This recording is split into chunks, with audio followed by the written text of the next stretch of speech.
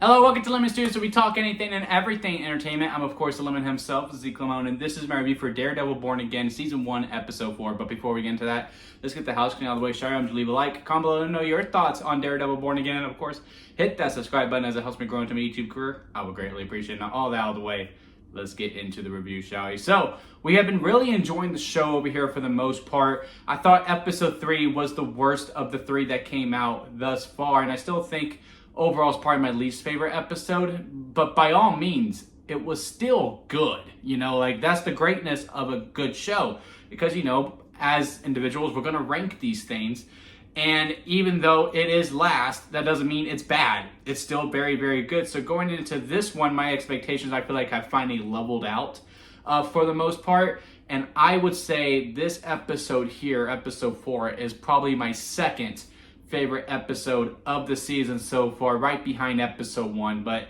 I do think maybe once I re-go through the show and re-watch it as a whole, maybe the ranking will change a little bit, because I am starting to think as good as Episode 1 was, it may be just because of the high of we back. And this to me was just a very, very solid episode, and with the whole crux of it being, what this whole show has been, is showing the parallels between Matt Murdock and Wilson Fisk, and how they are both just trying to do it the right way, just be normal people. Fisk going, I just loved everything that we did with Fisk here. They're at the therapy, and you can see Vanessa is starting to like him again now that he is back, and they're starting to sit a little bit closer. He's still sitting far out, so he doesn't fully forgive her for Adam. And then Vanessa, first on, I believe it was Episode 2, when it was confirmed that they were going to therapy together, she was on the far end, and now she is slowly starting to creep closer to him now that Adam is completely out of the picture, and that they're starting to spend more time together. I love the conversation that they have at the end. But I also love everything that we did in the therapy session as well, just with their conversations and how the back and forth is going. And, with Fisk going, I don't know where Adam is. I was like, bullshit, yes you do. And sure enough, at the end, we get the confirmation. He knows where Adam is. He has him locked up. And then how they're out on their errands for for his mayor duties. First going, look, let's do this. Let's get a whole press conference together. Let's announce it. Let's get ahead of it because I want to go fast on it. And his PR person is going, okay, let's calm down. Okay, there's rules to do this. You have to do all of these different things. And then she's like, well, I'm hearing problems. Let me hear solutions. And I like that. And again, he really believes in this idea. She goes, I think it's a good idea too. We just have to do this. Okay, let's do that. Well, before we do that, we have to do this. Okay, then let's do that. Well, actually, before that, we have to do this. Is that the first step? Yes. Okay, let's get that going. And then there's a leak, and he is pissed about it because, again, he wants to do right by any means necessary. And then, the guy that leaked was the guy who's been really sucking up to him for the longest time. And I'm sure at some point he'll overtake the PR lady, and then that's where probably stuff will get really, really interesting. But then, they're having their conversation. I really like to know where he's like, he's playing like, yeah, you want to fire me? You want to do all these things? He goes, I'm not going to fire you. And he's like, you shouldn't have to. And she's like, hey, why don't you shut up? That's the one time when she's not being super proper and super PR is when she's telling this kid, hey, why don't you shut up? You made it. You got to stay. And now, my theory so far, because I don't remember Muse that well. I don't. I am trying to think back on my knowledge of Daredevil comics, and because the main 3 that I read growing up was Spider-Man, Fantastic Four, and then Daredevil would be third after that. Each one because of the movies that came out in the 2000s. Spider-Man, I've been hooked on ever since. He's my favorite superhero all time. Fantastic Four, love them. Can't wait for the movie to come out later this year. And then Daredevil, I'm one of the defenders. I actually rewatched the Ben Affleck one not too long ago. I want to say maybe in November. I was like, nope, still a fun movie. So yeah, I have read my good share, but he's the one I'm more fuzzy on. And Muse, I don't fully remember. And is that kid Muse? Is he? That's my working theory right now. But I could be completely wrong on that, which means I probably am. But I am really liking what we're doing with Muse, the intrigue with him, how he's setting up for Kingpin. The only reason I think that's because he made that mural of Kingpin, and he keeps talking about I love the guy, which that's the only reason why I'm thinking that. And how, you know, that whole post-credit scene, but not really post-credit scene, after, you know, what Matt and Kingpin go through, and we see him having his victims, and he's starting to suck up their blood for his paint, for his next mural, I guess, or what he's using for his suit and all that. But I'm really intrigued by the guy, really looking forward to it. But yeah, with everything that Kingpin did, just he's doing his old Kingpin things. He goes, you can't do that. And the stuff with him at the school singing, "We built this city," with both there and at the other event that he went to.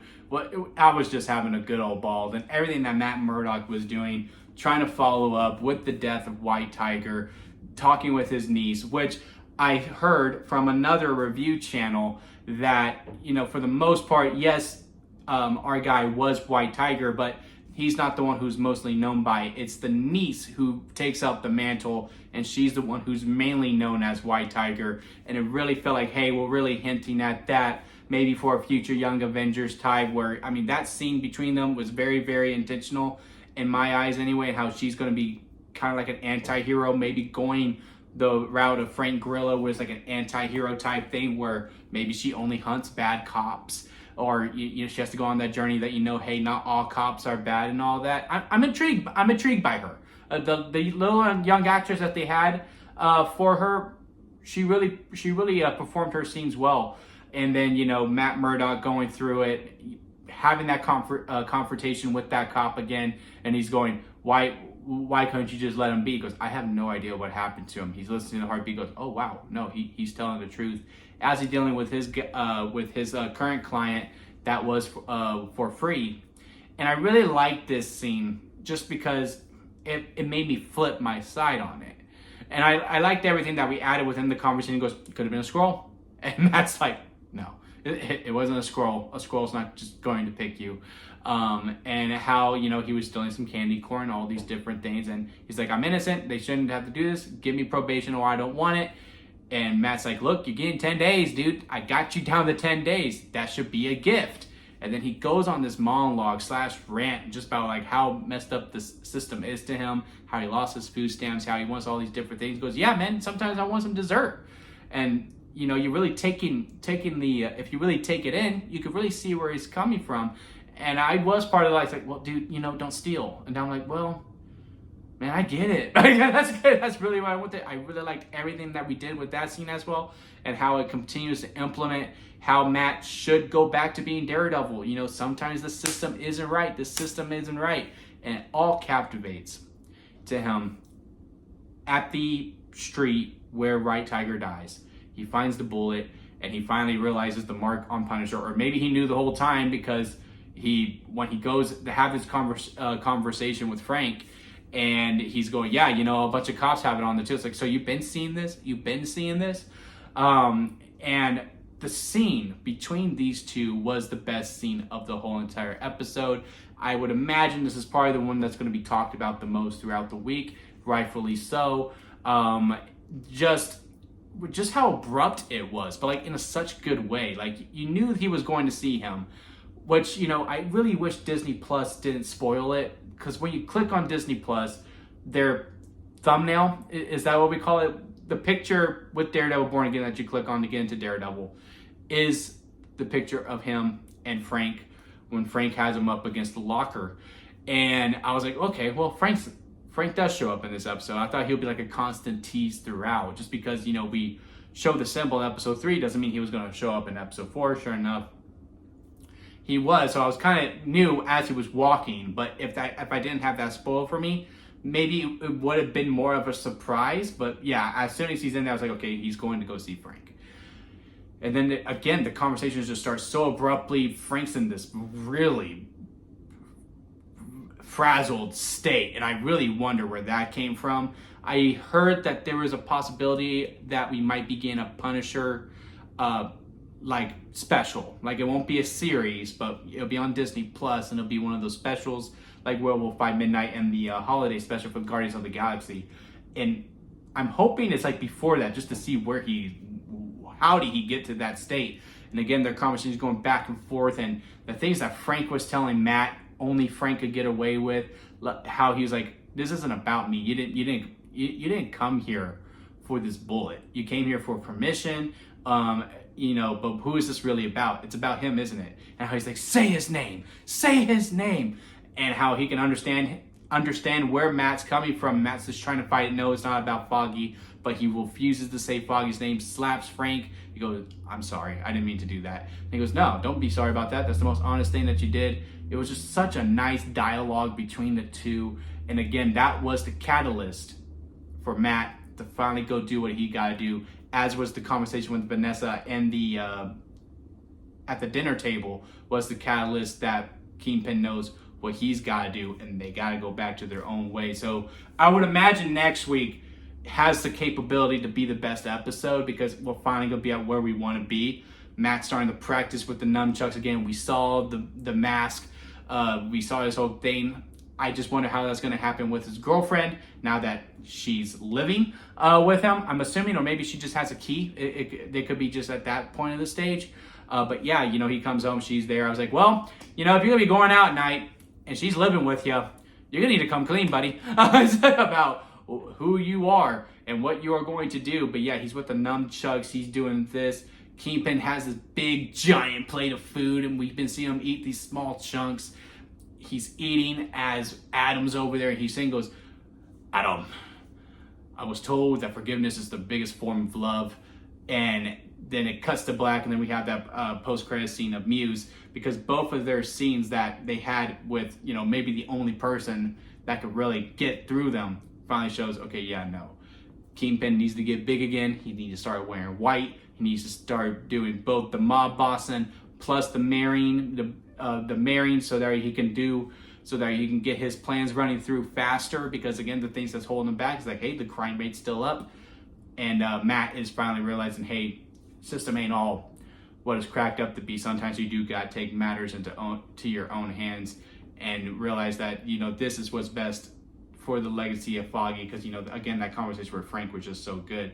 But yeah, I really had a good time with this episode. I thought everything was really hitting on cylinders. I thought tempo was really good. The episode went by fast, but in a good way. Like, it didn't feel short. It felt like it was just what it needed to be. I mean, when he threw that nunchuck into the camera, I was like, cut the black, cut the black, cut the black. I was like, oh no, we'll keep it going. But no, it's just a little sizzle for Muse going into it. And I guess Muse will probably be the main villain. Like, you would assume Kingpin is the big bad, but I think Muse is probably the main villain here, while Kingpin is the big bad for the series. Once we're about to wrap this up, that's when we finally get a Daredevil and Kingpin. And I'm sure there's scrabble throughout the seasons as we progress, but the big final fight won't happen until the series is about to run out. But yeah, again, I just absolutely love this episode. I thought it was absolutely fantastic. I thought it really hit on any cylinders.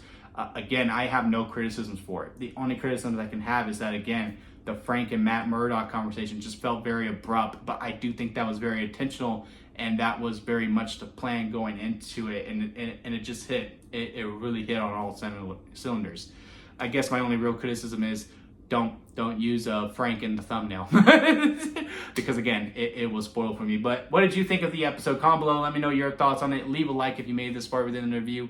I do greatly appreciate it. Hit that subscribe button as we do continue on to cover Daredevil here on the channel. Until next time, guys, I'll see you here at Lemon Studios.